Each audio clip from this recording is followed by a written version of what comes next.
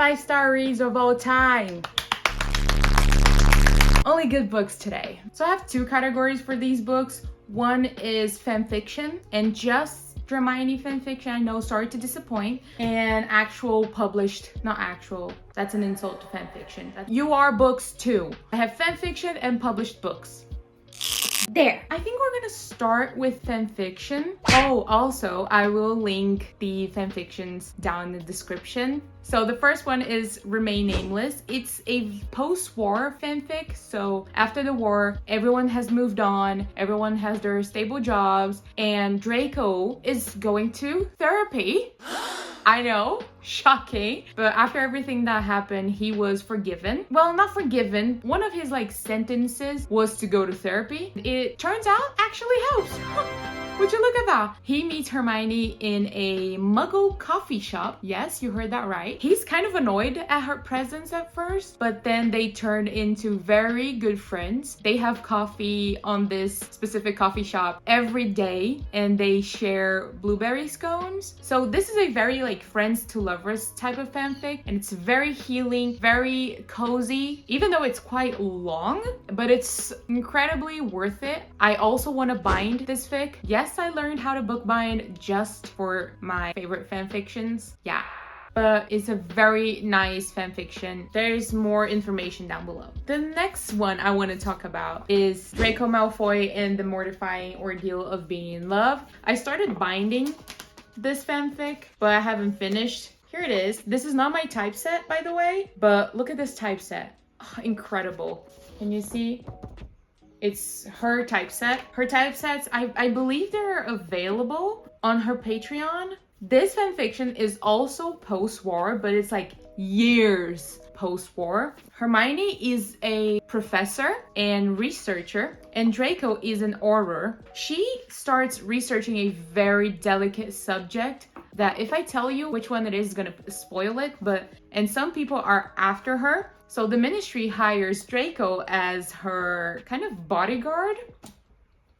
They have to go on missions on different countries, different places, but it's so good. You guys have no idea how good this fanfiction is. I am binding it because I need the physical version of this fanfiction. Oh, and disclaimer, since we're talking about fanfics and bookbinding, it's illegal to buy fanfiction. So please, if you see someone selling these types of copies on Etsy, on wherever you see it, report it because it's illegal. Doesn't matter if you want to pay for the person's time, effort, and material. That does not matter. The only way you can get fanfiction legally is if you bind it yourself, or if a friend of yours binds it and gives it to you for free.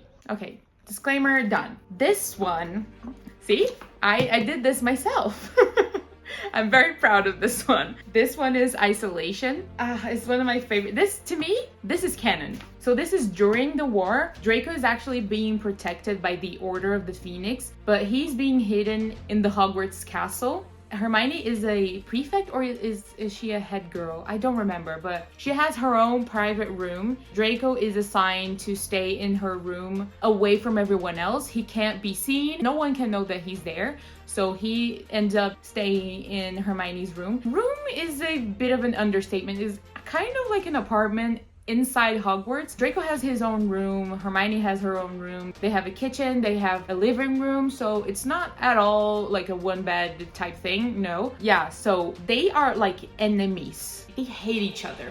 This is a very true enemies to lovers because Draco calls her names and slurs. She also fights with him a lot, so the beginning of this fanfiction is quite harsh. At some point, their hate turns to love. It's right at the climax of the war, so it's really messy and a lot is happening, but they get separated for Draco's safety. He is not happy about that. Hermione, Ron, and Harry are also hunting Horcruxes in this book. It's my all-time favorite. The next fanfiction is this one. I also started binding it, but didn't actually finish. Breath Mints and Battle Scars. This is also not my typeset. The typeset is also by Mrs. Yoflams.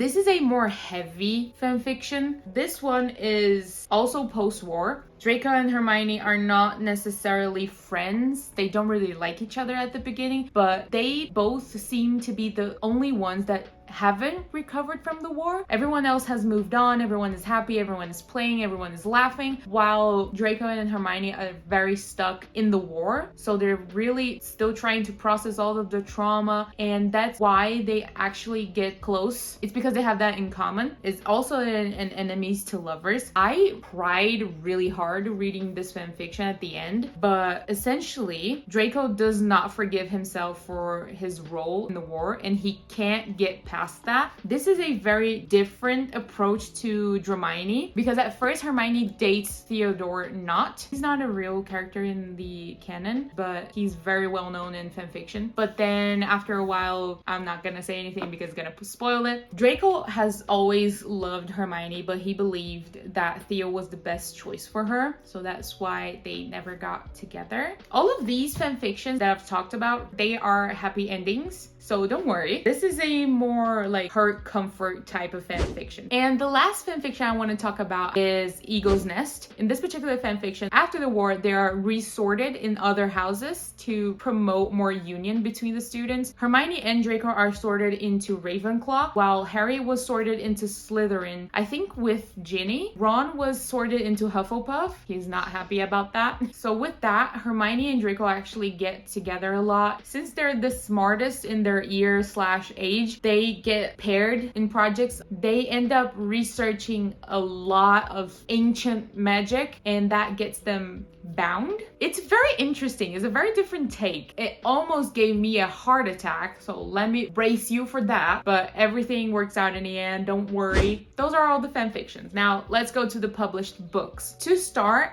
I'm gonna talk about Powerless. I don't have the physical copy, so it's just gonna have an image here. This book changed me. It's very famous on TikTok right now, so you've probably heard of it, so I'm not gonna blab too much about it. The story is very heavy. I just love the writing. It's an enemies to lovers. There's betrayal, there's found family. It's really good. The next book that I also don't have a physical copy of is A Good Girl's Guide to Murder. This is a very nice thriller book. Also, is it thriller or suspense? Maybe both. It's also very famous on TikTok, so I'm not gonna talk too much about it. It follows the story of Pip. She is trying to investigate an unsolved murder case, and she wants to solve this for a university project. She does solve it, but a lot happens while she does, and it's a very worth reading trilogy. It's amazing. The next book is Blood on Snow by Jo Nesbø. This was one of my favorite authors, and it still kind of is. I just stopped reading this genre. And this book... Look how tiny this book is. It's one of my all-time favorite books ever. It follows the story of Daniel Hoffman. He's an assassin.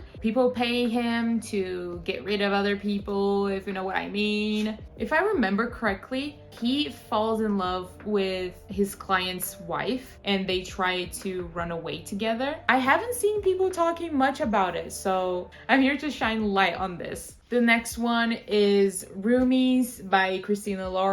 This is a Brazilian Portuguese version. It's a very good arranged marriage type of book. It talks about Holland and Calvin. Calvin is an illegal immigrant in the United States. They meet because he saves her. And when she finds out that he's the one that saved her life, they actually become friends. She actually learns about his situation, and they agree to get married so she can try to repay him for saving her life. He's from Ireland. Now they have to live together and pretend that they're husband and wife and that they love each other. But at this stage, they're just very good friends, except that he might like her a little bit more than he lets on. I haven't seen many people talk about it, so here you go, read it. And the last book I want to talk about are two actually, but it's from a very well-known series on TikTok. It's A Court of Mist and Fury and A Court of Silver Flames. These are my two favorites in the series. I'm also not going to talk too much about it because you probably already know about this. This because of Farah and Reese, and this because of Nesta and Cassian. No, I don't hate Nesta, strangely enough.